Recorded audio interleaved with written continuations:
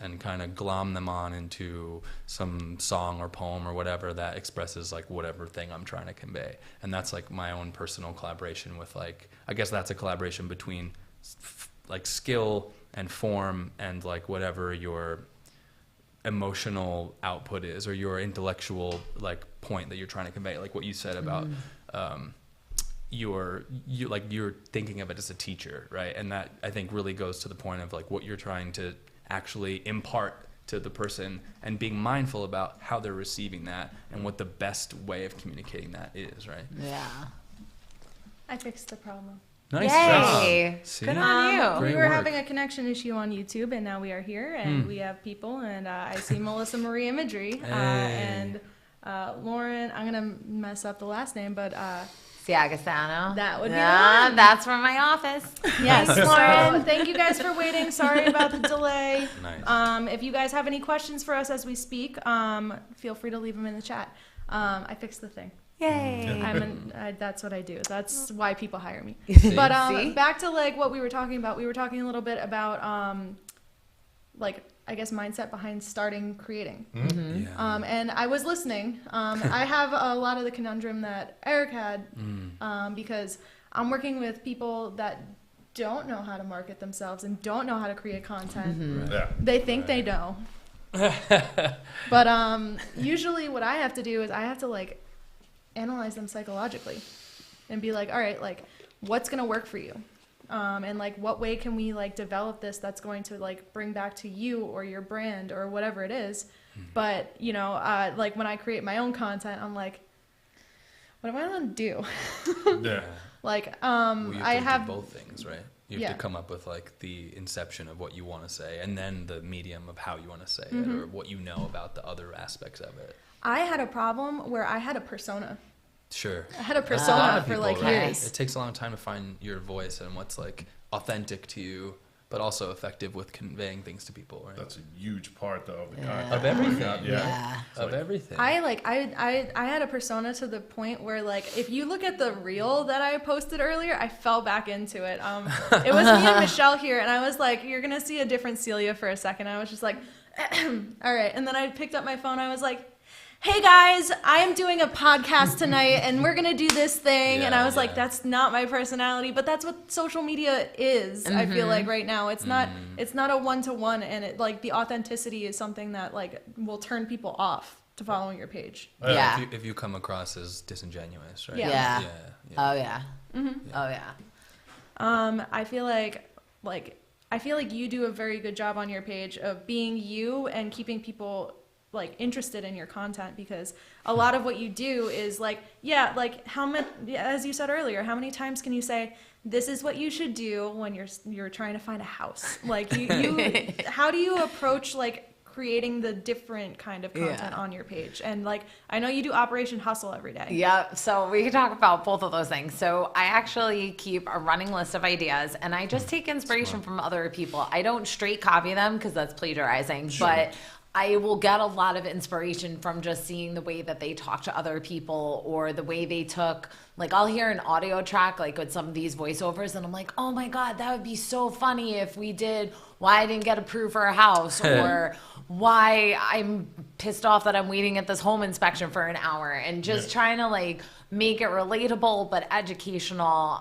And then it's just really talking to people. That's really something I try to preach to the agents in my office or other people that I'm talking to. Social media is just another form of lead generation for whatever type of business model that you're running. So it's not just how you're putting yourself out there and just throwing content out there and hoping it hits, but how are you really talking to people? How are you developing those relationships? How are you staying top of mind? Because you know, you want to always talk about your business and your brand, but you want to humanize yourself too. So if you know someone's going through a struggle, or they just got a puppy, or they just had a baby, reach out to them, say, hey, congratulations, or I saw you're going through a hard time. I'm here for you. Like you have, you've got an outlet. And I just think it's about humanizing yourself. And then Operation Hustle, that's just like my own little shtick. It's just my to-do list every day of the things that I need to accomplish. It just really holds me accountable, but people love it. I get comments all the time, especially on Operation Hustle Fridays, because as everybody knows, Friday is Pizza Friday, because carb life is the best life.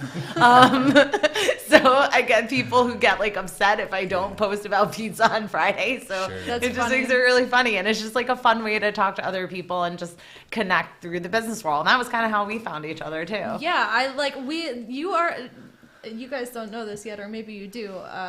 You react to like everything, and it's like I'm like, oh yeah, she saw the thing. Oh yeah, let's talk about this. And that's Nice. like we met filming another podcast. Oh, okay. Okay. That has not come out yet, so that will come out after. So I guess this is backwards. It's kind of like a reverse Inception. Yeah, but like afterwards we kept in touch because you were involved in the DMs, and I thought that was really cool, and also it really does personalize you because that disconnect in like what's you and what's your online presence is very different, like in a good way from Yeah. the typical user.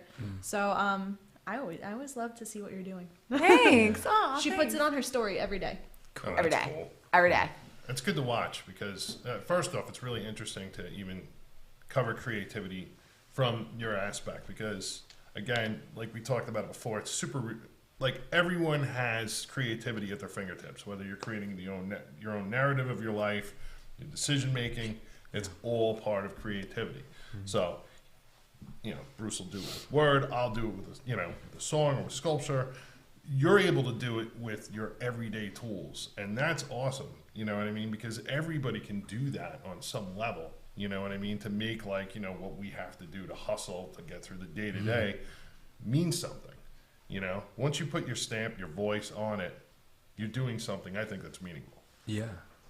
I feel like a lot of what we're talking about is about voice, about authenticity, about, we're in this weird, like you said, everyone, because of this social media, paradigm that we're in now, the era of this, where everyone is making the TV show, the curated, second layer of their life to everyone else. And that's mostly how we interface with other people. Like, I think, like, while we're all doing that, and especially like as people who are creating things as artists, as business people and everything, like we're always trying to find the balance between who is me, the human being who's interacting with people and trying to actually like live a life that is meaningful and fulfilling and sincere. And also, where does that meet, trying to put my work out there? And where does that meet trying to promote what I'm doing? Or how can I actually connect with other people? And like with what you're doing, it's a lot about like, what I'm hearing is like giving people sort of a window into your world, and maybe that's useful in some way, and maybe that's helpful in some way, letting people, learn about these little tidbits, or to see you, even the very act of sharing like, hey, this is my to-do list, this is what I'm about. It might even just jostle someone into, oh yeah, maybe I need to be a little more, disciplined about my needs and whatnot. And the same with Celia, and like what you were saying about, about how, before we actually got on to doing this today, you were talking about how like, hopefully, people watching this, will be this sort of like flashpoint for some people for, to spark something helpful for them in the conversations we have and whatnot. So, I think all of that is like, okay, well, we all get to express ourselves creatively and do the thing that we feel called most strongly to do. And also, but if you're only out for yourself, I think that turns people off, obviously. Oh, yeah. Or like, Oh, yeah. And it at a comes certain through. point, your bravado and your self-importance or your whatever, like arrogance, it might carry you to some level, but eventually the bottom falls out of that as the hollowness of that kind of comes into focus for other people. And like, but if you do it the slower, less sexy slog of just doing the work and connecting the slow way and networking, but really just socializing and finding the people, like you were talking about, like finding the people that actually resonate with you. I think like that is obviously the path of more integrity, and then like thus like longer form, and you won't look back on anything the way you've conducted yourself with regret, or you won't look at if you have success and find success, you won't look at it kind of like side glancing it like, well, but I didn't get it in a good way. It'll always feel good if you conduct yourself with integrity, I think. And I think that's a good point. Like, to your point, everyone's so concerned about going viral, or, Right. oh, I made something and 2 people liked it. Okay, but 2 people heard your message. Yeah, that's... You resonated with 2 people. Okay, maybe you That's didn't get valuable. 2,000 people this time. Whatever. But 2 people listened, responded, and interacted with you. And that means you accomplished something. Maybe it wasn't the goal you set out to be, but... And I think that's to your point of, like, you have to be authentic. And I think sometimes when we overthink things and we get in this mode of it has to be so perfect, it has to be so perfect, then it doesn't hit. And then you're even more disappointed in yourself. And then you kind of start to spiral. But I think you got to look at really those small wins of, like, who really did I reach? Am I able to generate a connection with them or have a conversation? Or can this pivot into some type of work or a social relationship, you know? Yeah. I had to learn that the hard way during 2020 when I did my last podcast. Right. Because there's actually Mike Vincenti put a comment, and he said maybe multimedia artists are required to have multiple personalities, and that's kind of what happened to me in 2020. Because when the world shut down, I was like, all right, I'm gonna post like an influencer, and you saw it. And I was like, I'm going to post like an influencer and we're going to see what happens, which seemed like a good idea. I was like, I'm going to test everything. But like at a certain point, like it wasn't me anymore. It was what do people want? And like that was the reason why I basically took a back seat for like 2 years of social media, because I was like, I got to the point where I was like, who am I though? Right. And I was like, I don't know who I am. And it led into like a bunch of like personal, like mental health issues for me, because I was like, all right, like, you know, if I post this, like people are going to think this. And like, I was getting like decent traction. Like I got up to like, I think it was like 8,500 followers. And like, you know, I started with like 4. Right. So like I grew the following, and that was before like people were able to get like easy followings off of like not that they're easy, but easy followings off of like Reels and TikToks and things like that. Yeah. Growing on Instagram used to be very difficult. Oh, yes. It's still difficult. But I got into that part where I had to relearn how to like socialize social media, because I turned it into such like a business at that point, and people were asking me like, where's the gear videos and where's this and like when's the next podcast? And I was like, okay, that's great, I'm getting like a response, and like I have people that are watching all of my episodes. Right. But then once the camera turns off, like I was dealing with my own stuff. Right. And so like I started like changing how I approached social media. I don't want to like keep us on social media too long because we have some other stuff. Yeah. Right. But like I had to like change my mindset on all of it, and like, all right, like there's some things that I will post, but there's some things that, you know, people don't need to know what I'm doing on Saturday. Like, you know, some things I won't post. And I had to like figure out a lot of, I have to read a comment from Melissa. But like, you know, it really does like pollute like your personal life. Oh, yeah. What? But I'm going to let you speak, but I want to read this. Melissa said, we need to be kinder to ourselves when we look at numbers. Quality is so much better than quantity, though I know that's not how you monetize. So, you know, I think that also fits into what we're saying, but you can jump in. Bruce touched on something pretty important, and he was talking about what I refer to as like the long game versus the short game. So there's like the short game where it's so many parts of our life are the short game. It's the instant gratification. It's the I'm hungry, I'm having a cheeseburger. And then there's like the long game where it's like, you know, if you do these regimented things that work, you're going to get a better result in the long term. Right. And you know, you were talking about, you know, that with what we're discussing, and I think it's really, you know, finding your own authenticity, finding your voice, however you're going to market yourself, going the long, slow way. In every other part of our life, we know it works. It probably is going to work here. Yeah. You know, but as far as being an expert in social media and all this stuff, I'm not. You know. Well, you had an interesting relationship with social media. You actually like you vowed off social media basically at one point.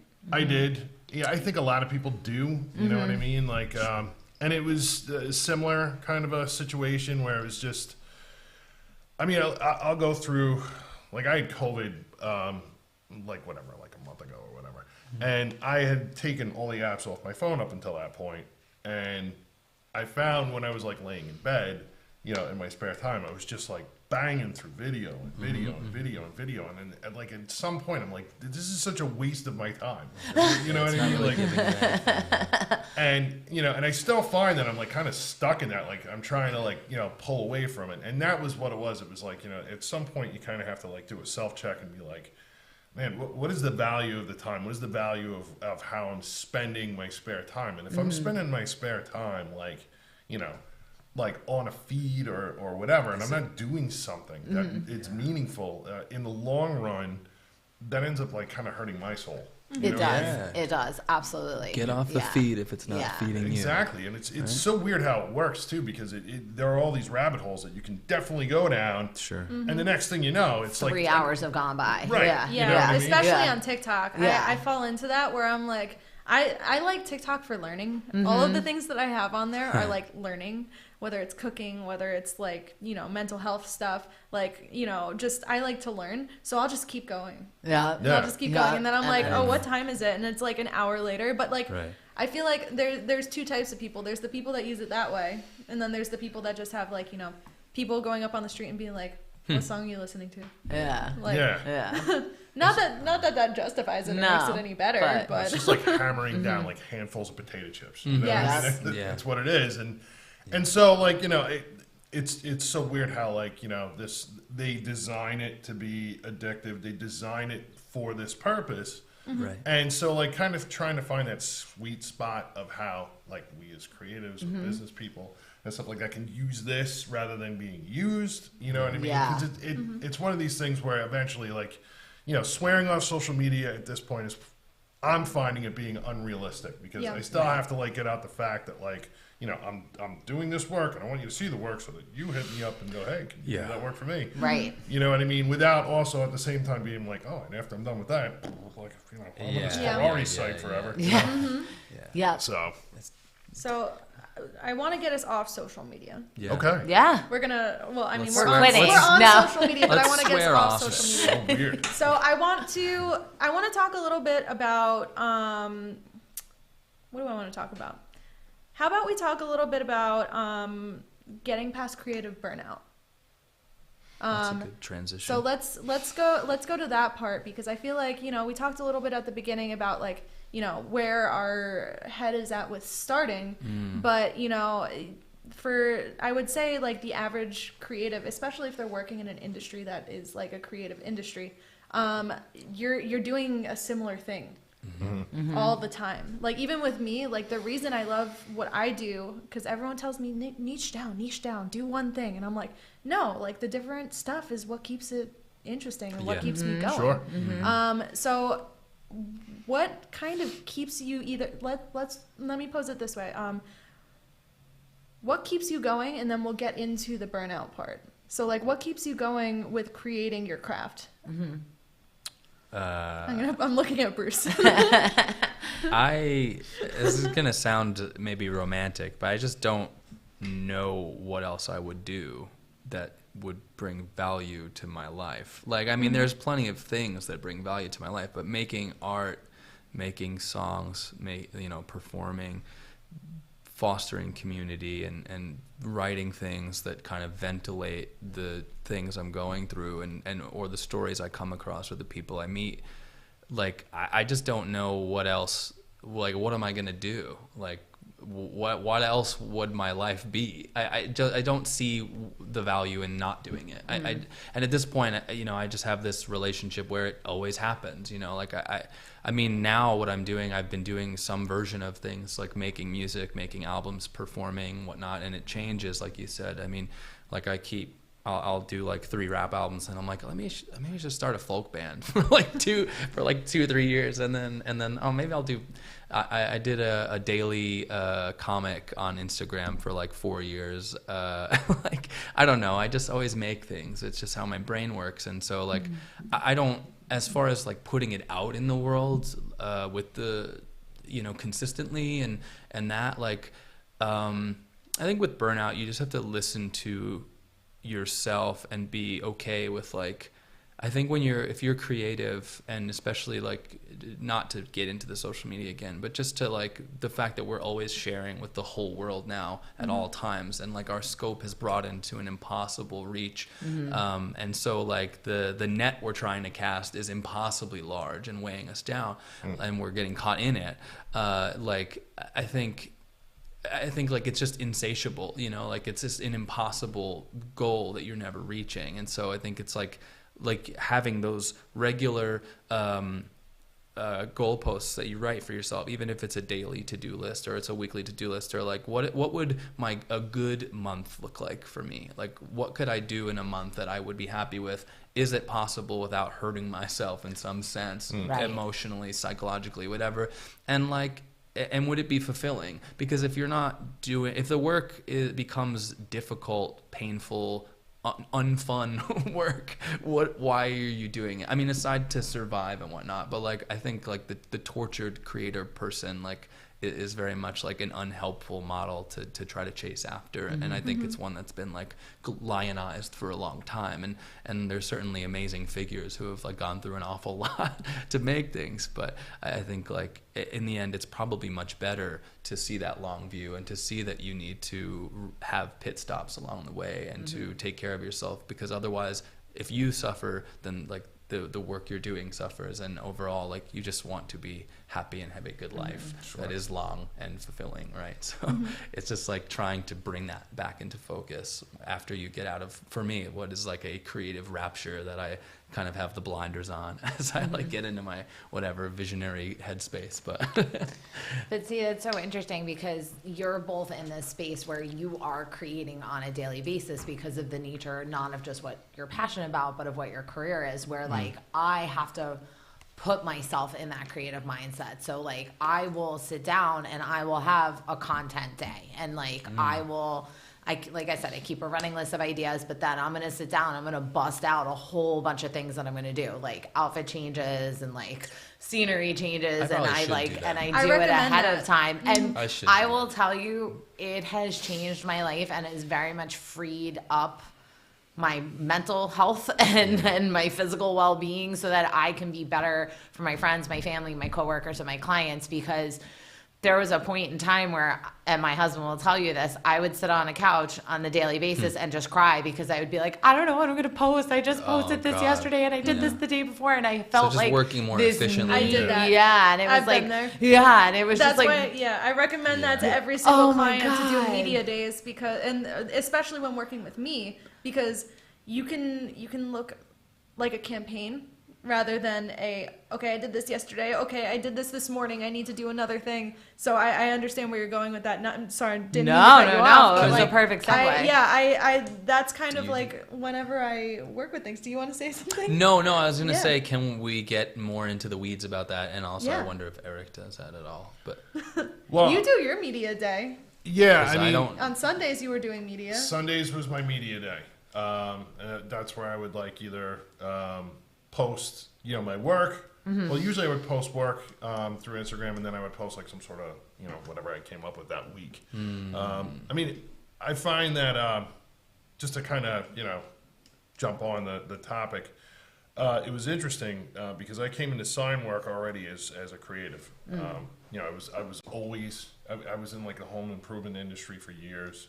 And I was the guy who was like drawing all over his like glance at a day, and people would walk in and they were like, "What are you doing here?" You know what I mean? Right. And I tried like an internship at like a tattoo shop, and I saw things there that I was just like, "Okay, paper doesn't do that." So,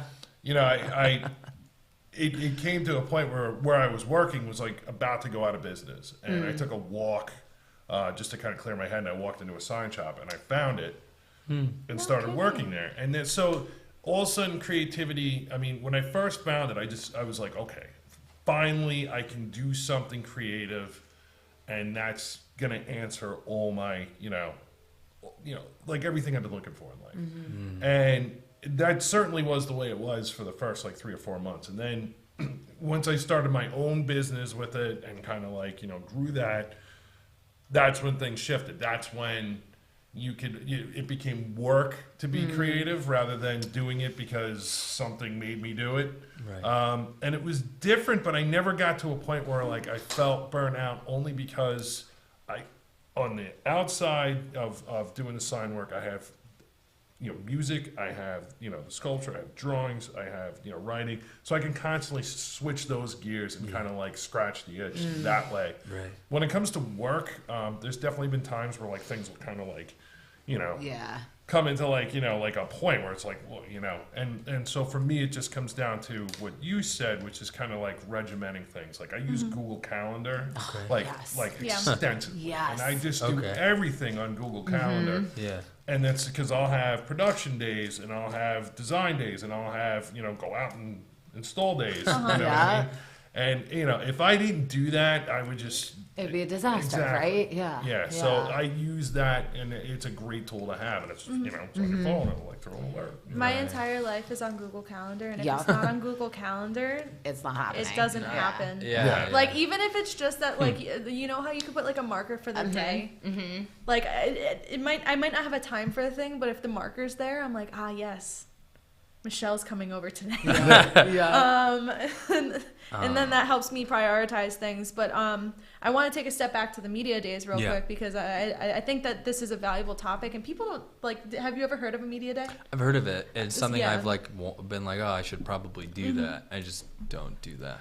So I'd like to know. Well, we're going to be I'm into going to give you submission a little to do bit of, it. I'm going to give you a little insight on this. So do you make? So I'll just let you talk. Then. No, you can ask. I was just going to ask you. So when you say media day, do you take a day to essentially make and archive like what you'll post for a given amount of time? Yes. Like, okay, so this is the next week's worth of things, and it's whatever, this image, this video, then I can stagger it with that thing. And, Exactly. So basically, and it's funny because earlier this week, me and Michelle were trying to figure out packages for like influencers and artists so that they could come in and do like a quarter's worth content. Nice. Wow. So basically, like when I'm talking to clients, that's how I discuss it with them. I'm like, all right, like, you're coming for this shoot. Like I did 2 shoots this week for 2 different musicians, and I was like, bring different clothes. We're gonna make the lighting look different. There's gonna be different colors. Like so it's not you just have you're things posting coming up from one event over the course of time. Because at a certain point, if you're using the same outfit, if you're using the same things, the same locations, this is 6 things from the same event. It's gonna look the same. Yeah. So like,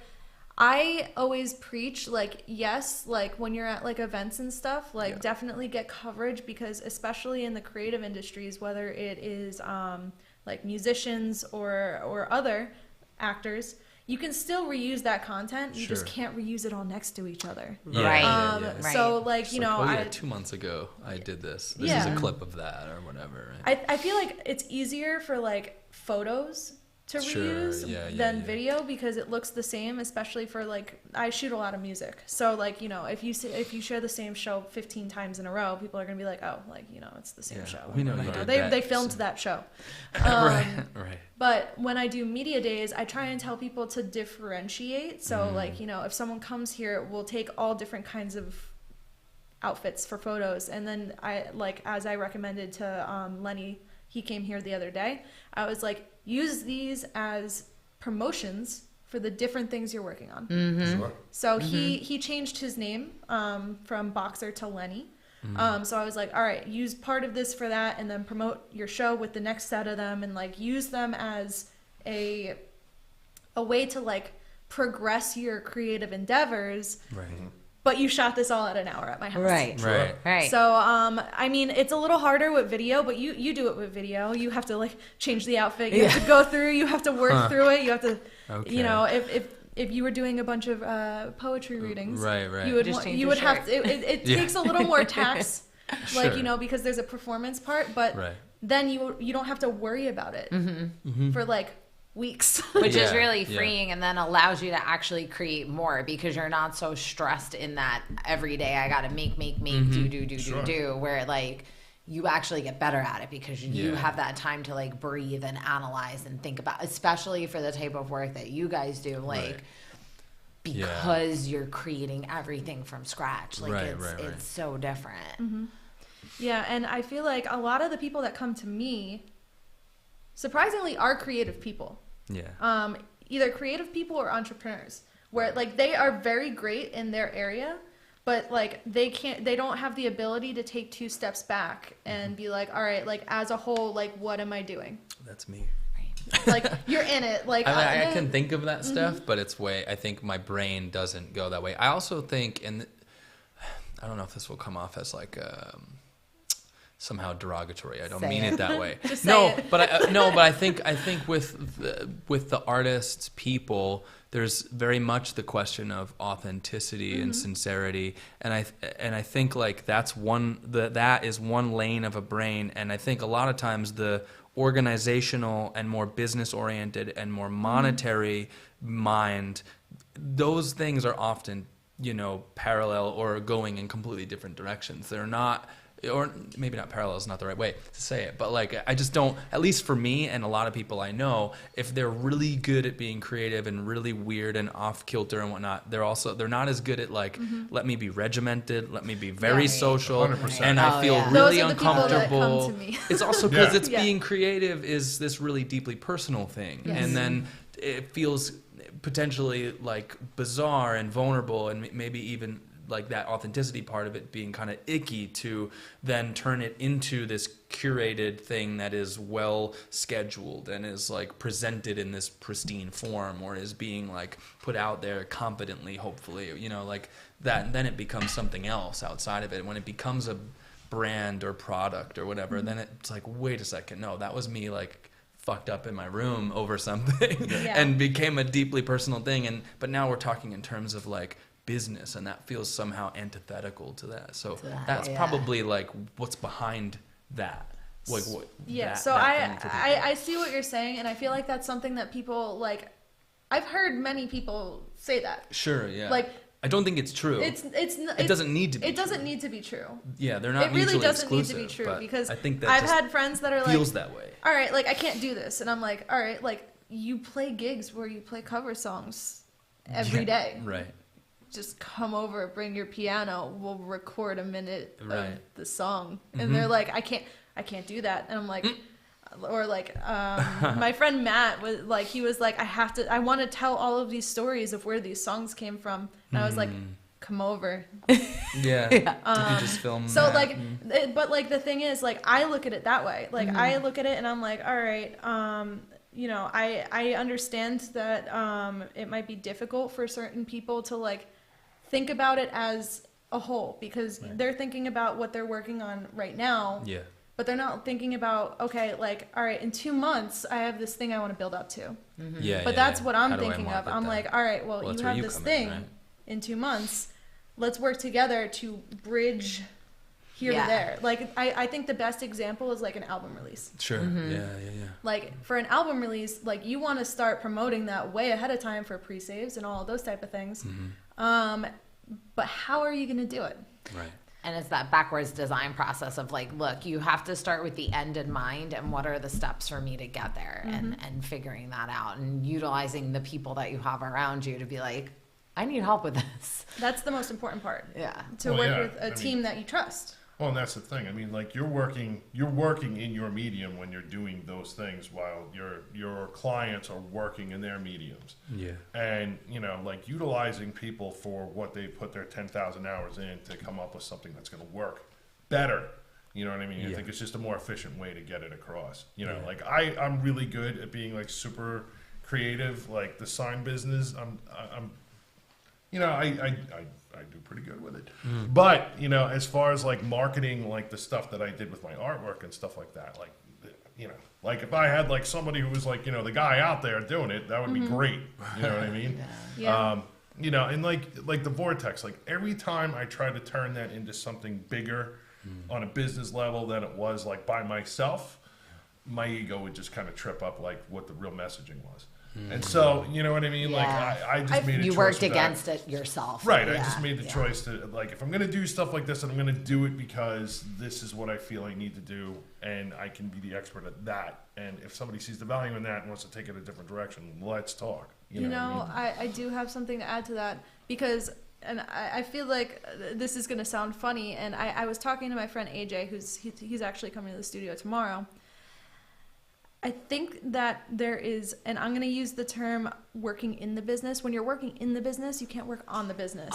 And I have that problem all the time as an like entrepreneur. Like people are like, you need to advertise your video stuff. And I'm like, how am I going to advertise my video stuff? Like, unless I have someone following me around taking video, like how am I supposed to advertise my video stuff? Like, what are you talking about? Right. But like, you know, I can go up to you and be like, all right, Bruce, I think you should really do this, this, this, and this.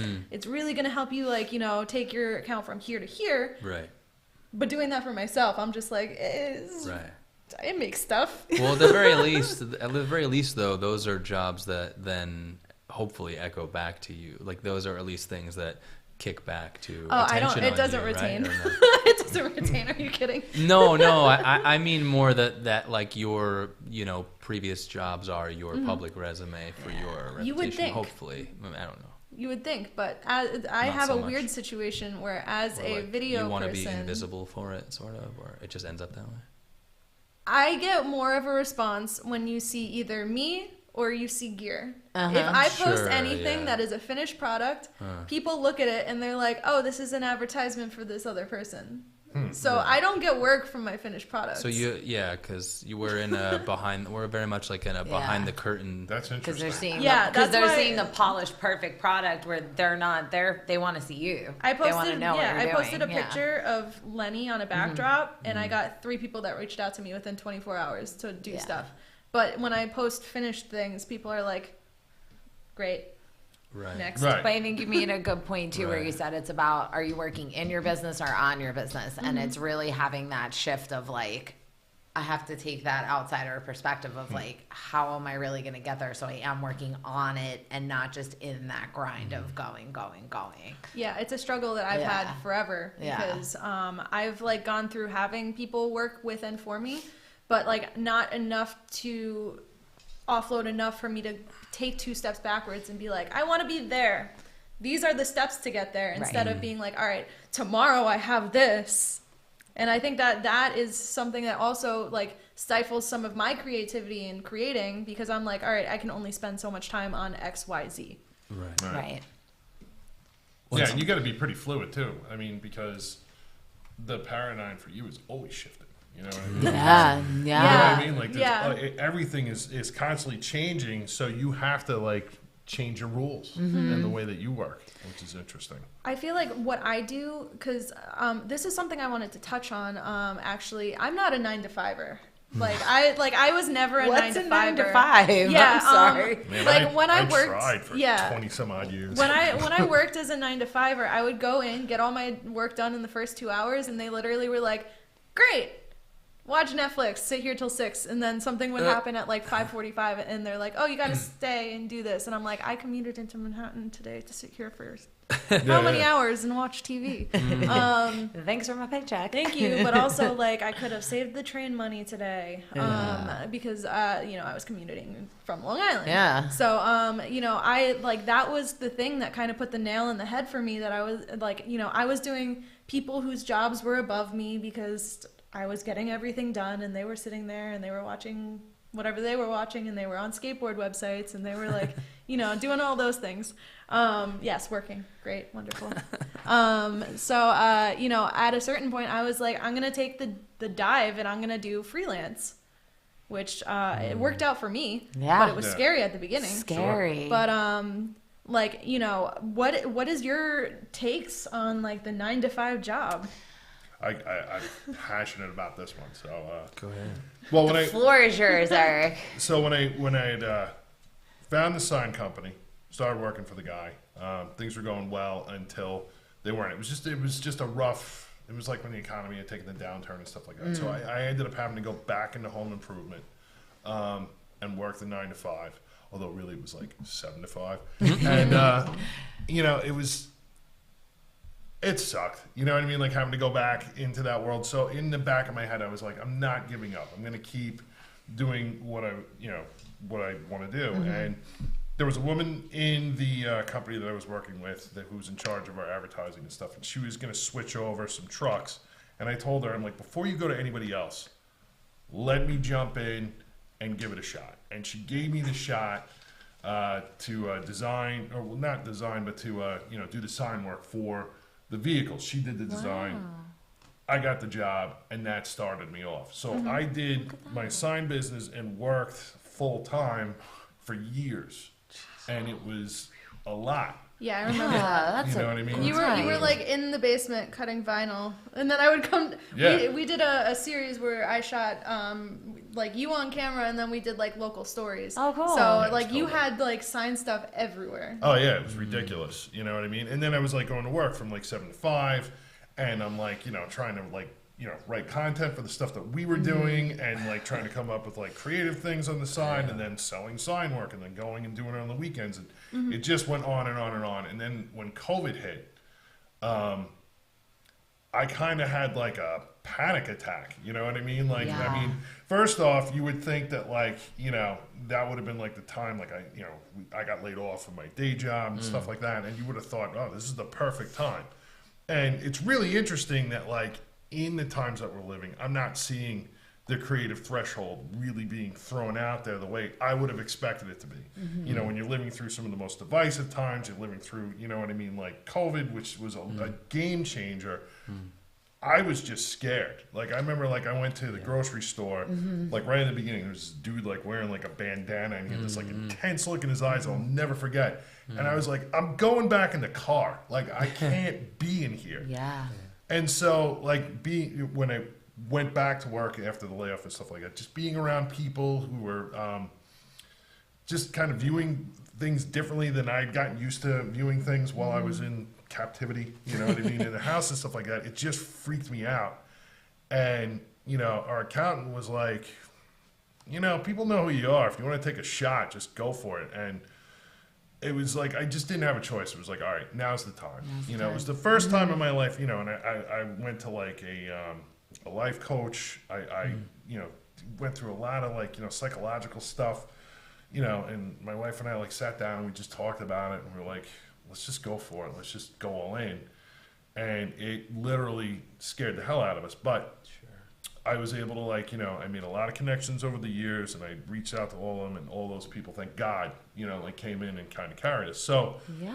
brought everything into the basement, and it's a great situation for me there because if I want to get up at 2 o'clock in the morning and bang stuff out so that I can get in like a ride or something like that, I can do that. And I'm available, and because it's my work, I want to be there. I want to be doing it. It doesn't, Ooh. you know It's what I mean? much different. We're not getting into that in this episode. Nothing against working for anybody else. It was a great opportunity Right. to have something, happen for me to keep us and my family going and stuff like that. But it doesn't compare to you working for you Yeah. and making things happen for yourself. And there's definitely ups and downs, and I'm learning every day and navigating it. But I love it, and I wouldn't change a thing, as far as that goes. Yeah, and I agree. Like, I have that same mentality. I tell people, if I'm awake, I'm working. Like, the phone is on, I will talk to you, I will email, whatever it is.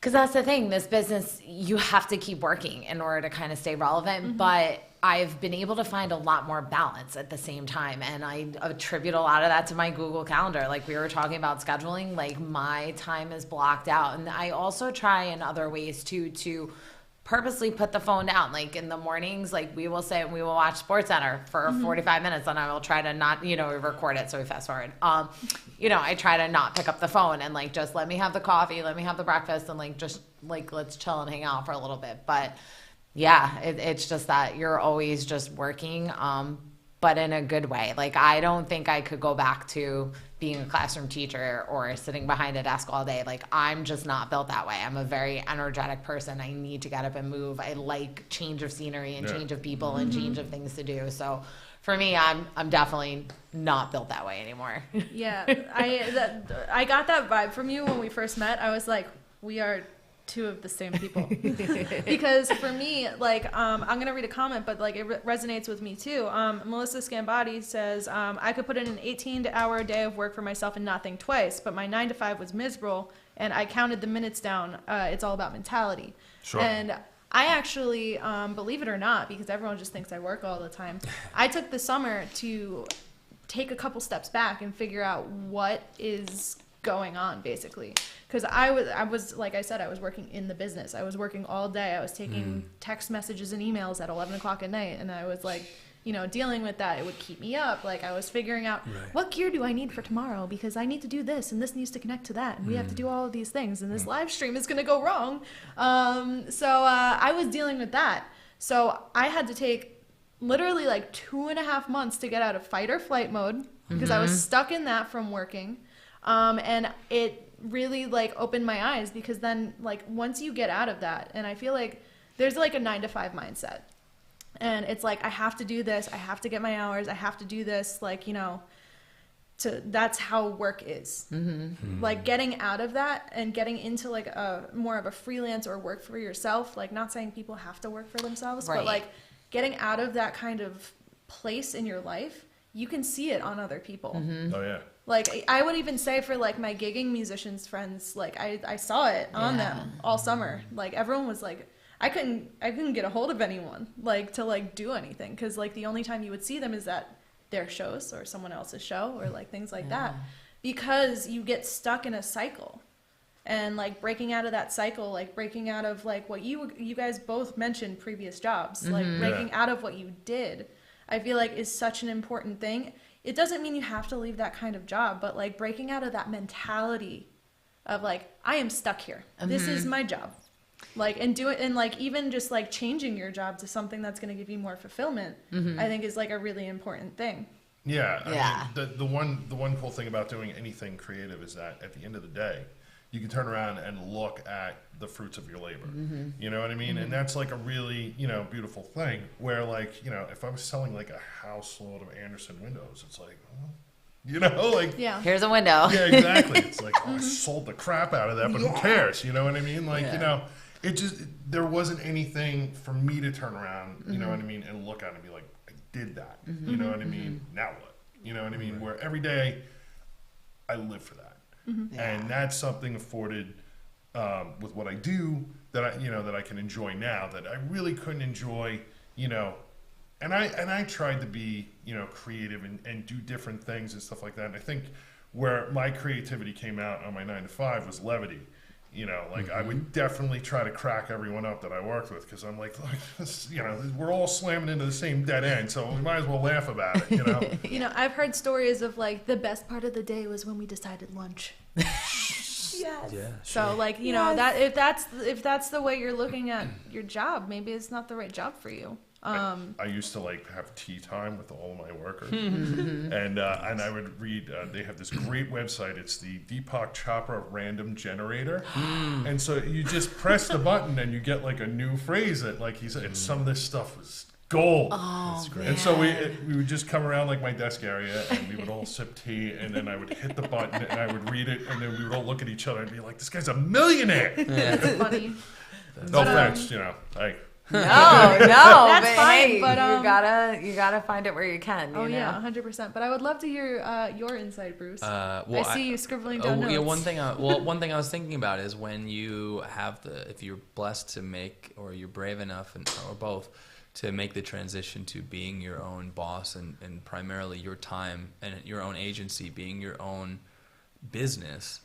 How do you differentiate when you clock in or out?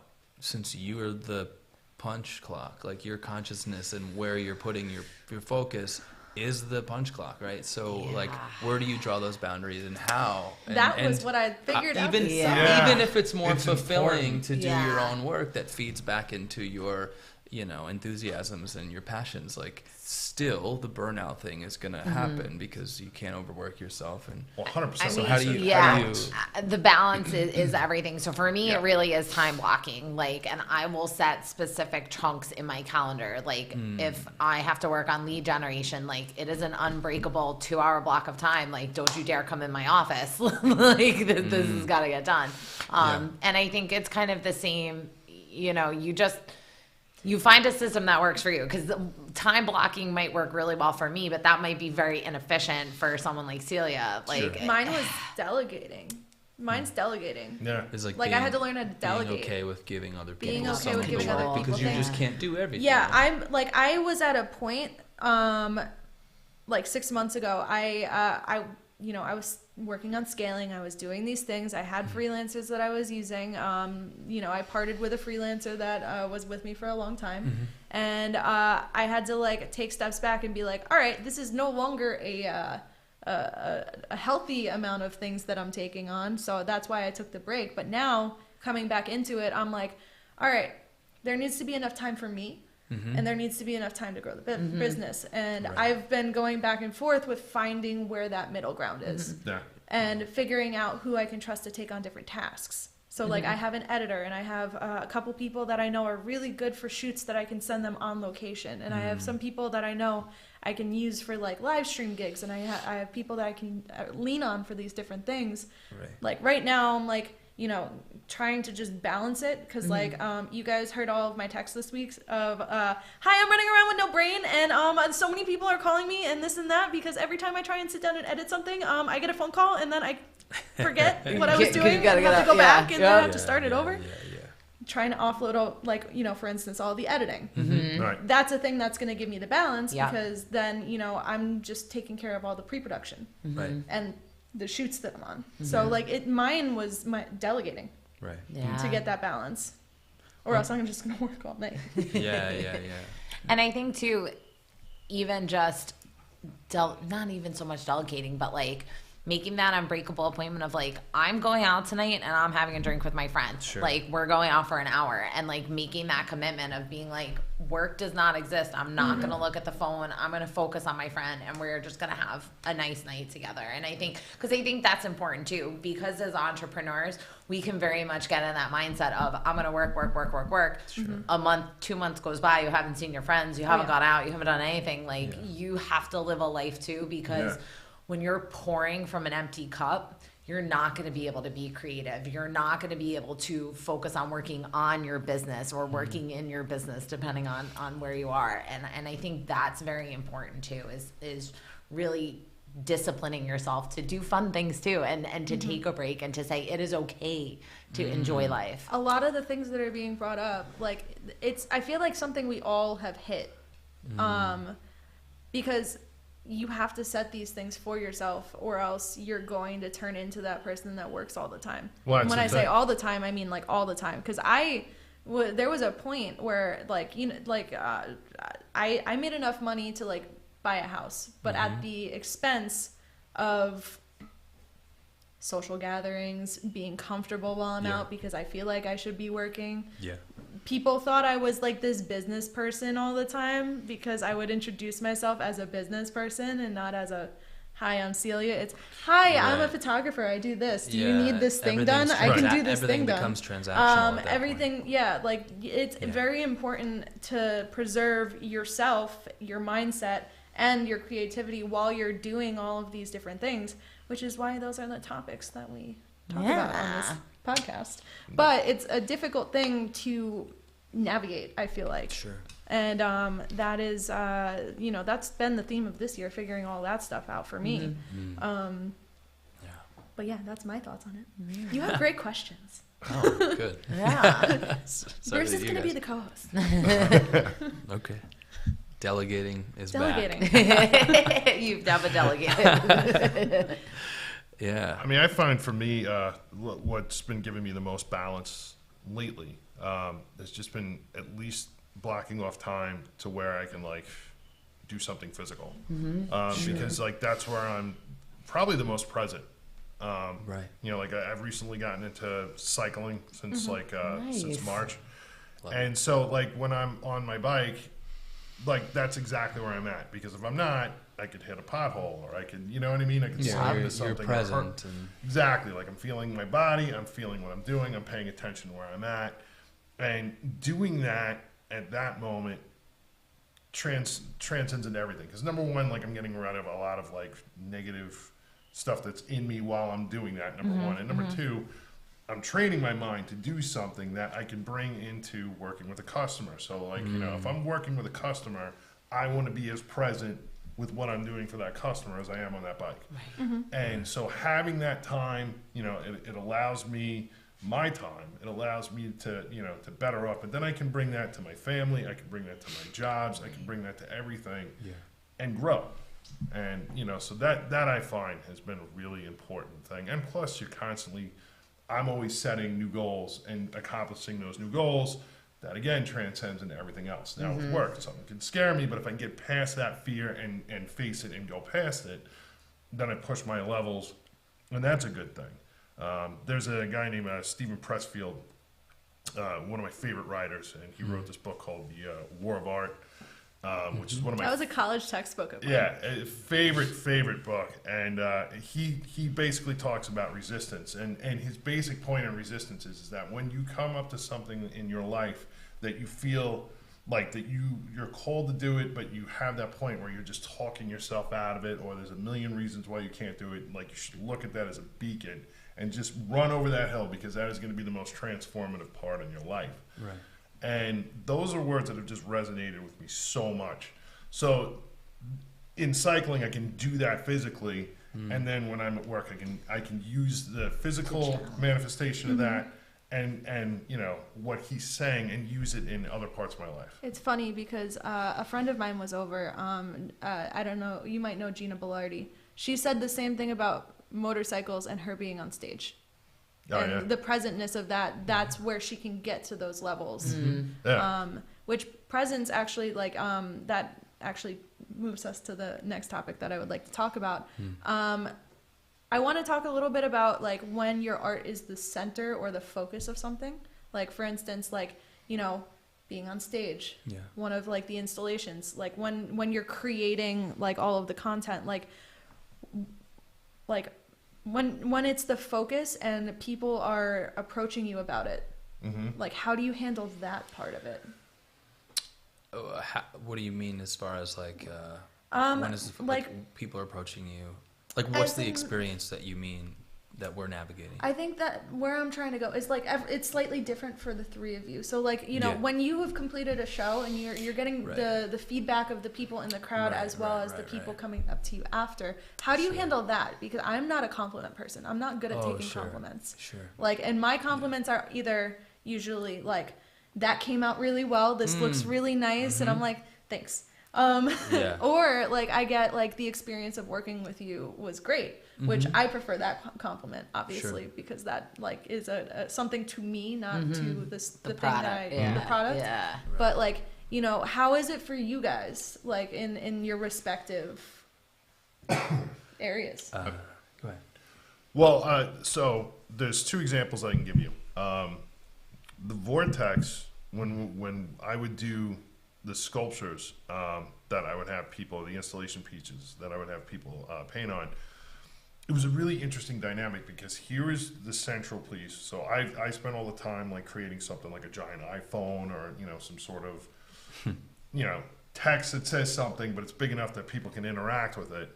So that's kind of my flow, but also the flow of what I'm doing is getting people to engage. So let's say I brought it to a festival.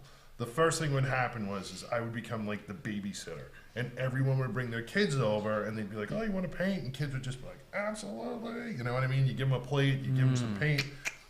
Nothing stopping them. That they didn't care. But my job was to walk around and talk to the parents and be like, "Why aren't you painting?"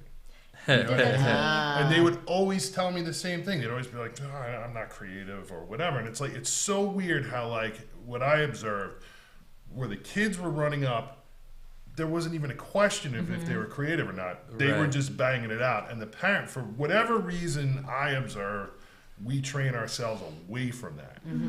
And I did this one gig where there was like a woman there, and same thing. She came, I was like, "Why aren't you painting?" She's like, "Oh, I don't do that." I'm like, "Yeah, you do." And I, like, gave her a plate, just kind of like fooling around with her. And so she started painting. And the next thing you know, she starts grabbing people that were walking around, and she starts giving people crap love and that. giving them plates and getting them to paint. And she Yeah, was having yeah, the time yeah. of her life. So how do I handle that? That's what I live for. I live to see that happen. Sure. You know what I mean? Because now we're having, like, this relatable discussion without saying a word, you know what I mean, on a deeper level, and that's amazing. So when it's happening like that, it's incredible.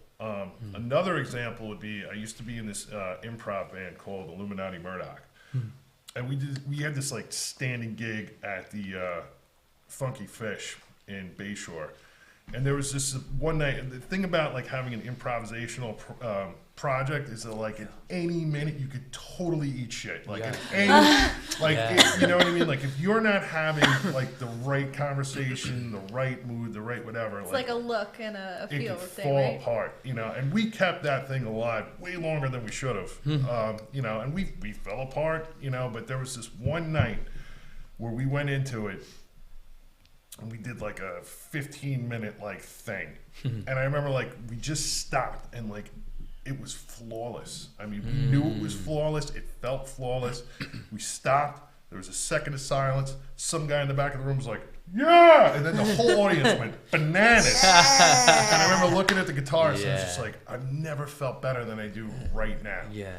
And that was incredible. You know what I mean?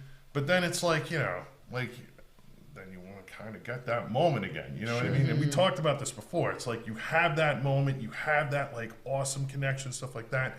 And then like Monday comes around and you like punch back in and it's like nobody knows, you know what I mean, except for who's there. And then you have to kind of like, you know, look at real life. You know what I mean? And what do you do? And how do I chase that dragon? How do I get back there? 100%. You know? Because, I mean, you know, and I think, you know, what's great about what I get to do, you know, on a daily basis is... I like that phrasing, what I get to do. Yeah. You get to do this. 100%. You know, is, I get to have that. Because when I have a customer turn around and they're like, that's awesome.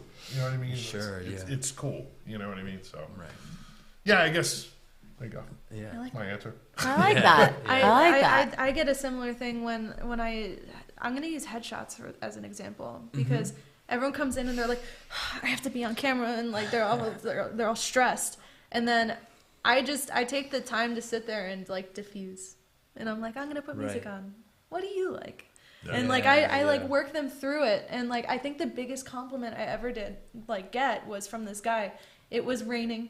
He drove to my house from the city. And he was like very overwhelmed about the fact that he needs to get this headshot done. And he's like, I've never taken a good picture in my life. Like I just need this. I need this thing. I found out through the grapevine, the guy that set us up, when this guy received this picture like later that day, because I turned it around quick, he needed it for something. He told him, this is the best picture I've ever taken of myself. Like this. So like that's the stuff that gets me. And like that's what keeps me going and why like my ideal client is like people that are driven and like being able to help get them into that comfort zone in making like content. That's like my favorite part. I don't know. That's that's beautiful. It's a connecting thing. Someone used the word creative empathy and I was like, I love that. Well, that's especially pertinent when you're doing all the collaborating that you're doing, and especially because you are saddled with having to represent or getting to represent somebody else's work and their vision, and communicating with them, and then you know it's so much more. Like you said, you created the environment that allowed them to open up and express who they are and how that can come out in the results, and like that's so much more than just the technical skill of taking the photo and knowing the lighting and whatnot, right? So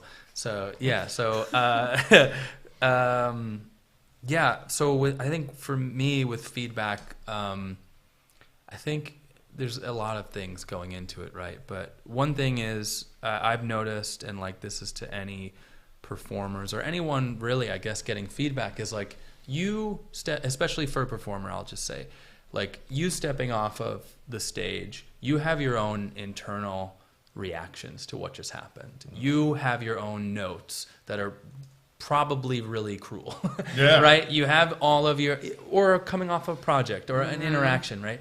You have your own feelings about what happened. But when you have an interaction with someone who's taking the moment and taking the time to tell you what they said, and let's just say it's good feedback, like that doesn't necessarily reflect how you might have felt about the performance. Like if they're taking the time to be generous with their words and to say they had a transcendent experience or whatever by interacting with your performance, keep your comments to yourself. keep your self-flagellating and your self-loathing and whatnot to yourself, because they don't need to know that. It's important that you're honest with yourself and you have notes that you go home with so that you can improve your craft and improve yourself as a performer or as someone who's communicating with other people. But I think those people are there to allow a moment with you. They're not there to hear you beat the shit out of yourself. It takes away from them actually having a sincere experience with you. Like, just allow yourself to have it. You know, I think a lot of times it's a defense mechanism where you can just get it so in your own head that you're like, well, those people out there, their feedback is not, you know, they don't know, you know, it's easy to trick, you know, it can feel like a parlor trick after a while, you know, like, oh, it's easy when I do the improv and like, you know, of course, like I noodled on the guitar, I rapped a phrase that somebody came up with and like, I thought it was shit, but they thought it was amazing because they don't do that, right? But if they have good feedback, just allow yourself to have it. I mean, you've worked hard, you've earned it, and they're not saying it to BS you. Obviously, there's different, almost like a hierarchy of like the sincerity, right? It's like, hey, good job. And you're like, I don't know if you even paid attention, but there's something different when someone actually has feedback, but just let yourself have it, you know? And I think the other thing is like, or if you want to be deflecting or you want to have a conversation about it, like just ask them questions, turn it on them, and maybe you'll learn something about what was effective, right? So, you know, someone would be like, hey, good job, I really like this. And like, maybe if they do seem to want to talk more, like maybe you can like ask them, like, well, what worked for you? What resonated with you? What song on the album worked? Or like, why did that post actually grab you, right? Like, because that's an educational moment for you that then even, you know, if you really need to deflect, because we're all creative people who are messed up psychologically, otherwise we wouldn't need to invent it out of something, right? If you need to, then make it an educational moment for yourself and allow them to maybe reflect on like what was valuable about what you did. And I guess one of my other notes was just like the idea of like, on the same token, don't be like too precious about critics, you know, like good or bad, because like if you believe the good, then you have to believe the bad. And like in the end, I think you have to be your own. Like, this is a creative journey. Only you know how you intend it to go. And the best way to be authentic and to bring something valuable to a world that is so oversaturated with so much static and so much overpopulation of people just putting anything out there. And stuff like you said of like, oh, we're just mashing as much stuff out there, vying for people's attention in the endless like magnetism of like people just trying to find relevance all the time. Like, you bringing your set of influences and perspectives, like that is the most valuable thing. And so like other people's feedback is useful, but like at the same time, I think like you, at the end of the day, we do a creative thing because we want agency over what we're doing. We want to be autonomous people expressing something and putting that out there. And like only you have the compass for that journey, you know? And so I think like that's just an important thing to realize as well. Like constructive feedback is great, but you know, like don't let it build you a coffin to lay in, you know? Yeah. Well, I like what Bruce said because I'm the worst at taking a compliment. I'm awful at it. No, you're great at I it. deflect and deflect and deflect, and like I don't want to hear it. And it's something that my bosses have been really like pushing me to be more comfortable with lately. They're like, it is okay for you to take a compliment and be okay with it. Yeah. And it's just. I think it just really resonated with me because I've been having a lot of conversations. Like, when are you going to allow yourself to enjoy that you've done well? Yeah. When are you going to allow yourself, when are you allowed to be happy or to receive good feedback for the good work you did? Well, you just have to believe it. You know? It's such a universal thing. And then get back to work. To have that. And then get back. Yeah, 100%, because it's so universal to have that inside you. You know what I mean? Because I've definitely like, you know, come off of something and just been like going through the checklist of this wasn't right. Sure. That didn't go. Why didn't I, you know, pay attention to this, that, or the other thing? And to have somebody like come up and say something to you like that, you're right when you say like, you know, keep it to yourself. Yeah. You know what I mean? Like, I mean, no one's coming to you to hear you be. You know, they just had a great time. Why are you going to bring them down with a thing that they don't even agree with? Like, they're telling you some of your stuff is wrong. Or, like, also, I mean, just specifically as an aside for a performance, in a way, like the audience's experience is the one that kind of matters. Yeah. Right, and if Or they're like saying you who's had a good receiving it, experience. you Right, know, and it's right. Well, like it's even like you you bringing someone can- to a listing and them actually like going through with the entire process and Right. you know Right. recommending you out. Mm-hmm. Like that probably is one of the bigger ways that you get feedback. Like it's not That's- about you. It's not at a certain about, point, yeah, right? yeah. You know and what? I think that's always the best compliment when even if we don't do a transaction together for whatever reason, but they refer me to other people. It's like, wow, I had an impact on you and you trust me to know I'm going to take care of your person and like, they're going to be okay. And like, that's a really big deal because let's face it, you know, my industry, we're a dime a dozen. You could throw a penny and hit 15 of us. But when someone takes the time to really refer me out, it's like, wow, I did something right. Like they trust me and they know they're in good hands. Yeah. We are approaching 10 o'clock. Oh, Okay. Okay. I I'm know- going to turn I- into a pumpkin Yes. soon. No, I want to wrap this up because wanna touch like comments? you know I appreciate you guys like coming here. Yeah. I Loved know it. we could sit here for another 2 hours. Oh, but we're not gonna easily. do Sure. that. gonna- So let's just you know, does anyone have any final thoughts that they want to just 2-sentence, 3-sentence, or else I'm gonna have everyone cycle through like you know a quick elevator pitch of like why people should follow you and who you are. Sure. Well, I would just like to say I really enjoyed listening to everyone and their viewpoints, and I really took a lot from it, and I'm going to use it to help me learn and grow. So I thank you for really sharing about your lives and your experiences, and I'd love it if you could follow me at Laura Sells Long Island. That's my pitch. I think probably the most important message that I'd want to get out there is just, you know, like if we're doing something creative, it's where we've invested our 10,000 hours to a craft of something that we feel like we're called to. But what makes our work what it is to other people is the fact that it's relatable and the fact that we're all creative. And I said it before, it's like whether you're making choices in your life to kind of, you know, paint the picture of who you are, you're doing something creative. So because he's doing it with word or I'm doing it with like, you know, sound or sculpture or writing and stuff like that, it's all the same. We're celebrating our humanity just in a different way. And, you know, I definitely challenge everyone to find their creative side because I've watched people get unlocked with the projects that I've done, and it's beautiful. Right. And if that affects your children, the people in your own life, if it affects you, you've done something right, and that's important. As far as anything that I have going on right now, I am working on a project with a certain Mike Vincente. The tentative name is the 3 Cent Podcast, which should be coming out shortly. I don't know how shortly. And that would be something to look out for. Yeah. Very cool. I'm in. And they can follow you at Sound Beach Signs. They could do that also. Do you need a sign? I know a guy. Yeah, no, obviously, thank you for having me, and it was nice to meet you both. And I feel like we're all just trying to live and survive meaningfully. I feel like a lot of what we do is trying to live fulfilling, rich lives, right? And build community and be a kind people. You know, be kind, create community, collaborate generously with other people, and don't be afraid to put yourself out there and to put your all into your work. I think like there's nothing more important than your integrity and your authenticity.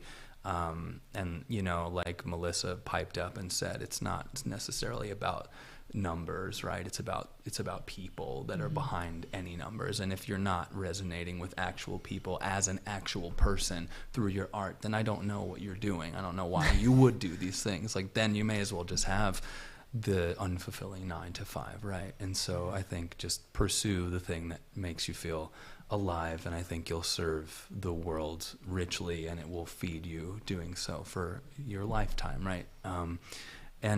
So hi, thanks for having me.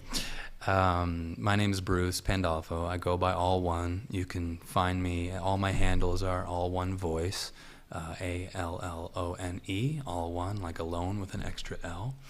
I have lots of albums. I write poetry for people. You can find me everywhere.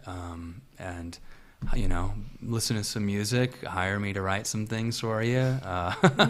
Come say hello. I'm hopefully trying to be a force for good in the world. So, if you're into that, I'm around.